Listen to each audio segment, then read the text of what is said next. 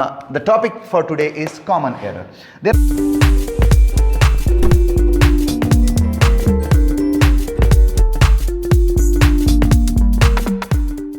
A'udhu billahi minash shaitanir rajeem. Bismillahir rahmanir rahim. It is the same topic, but it is in English.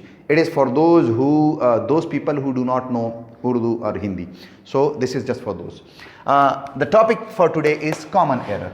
There are some errors which we do not understand, and while we are writing something or attempting something, especially tests are there, so they get confused. What are theirs? What are they and what is their solution? Look at the board. One of my friends. Often the people say, one of my friend. No, one of my friends. One of the books. When there are a lot of things and we select one, there are a lot of friends and we talk about one. So one of my friends.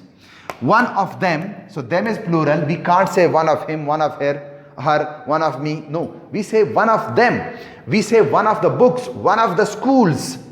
Not one of the school. One of the schools, plural. In a lot, we talk about one. So when you talk about one, so the plural will be, the verb will be singular. So first of all, it will be plural, but this is singular. So the verb form will be, is. Got it? So same is the case, one of them. Another, or happiness or sorrow. Look, there are two subjects, or happiness and sorrow. There are two things. But when you put or, so it becomes split and you will consider separate. The verb form will follow the subject there. So it is singular, so it will be also according to the singular subject. So we say or happiness or sorrow is. We can't say these are two and we will put are. No, we can't put plural here because it's or. We can't say have, it will be has. We can't say live, no, lives. Why? Because they are split, they are, you can say different sort of things. Same is the case, he or she is. Ali or Ahmad does. If I put and there, so it will become or happiness and sorrow are.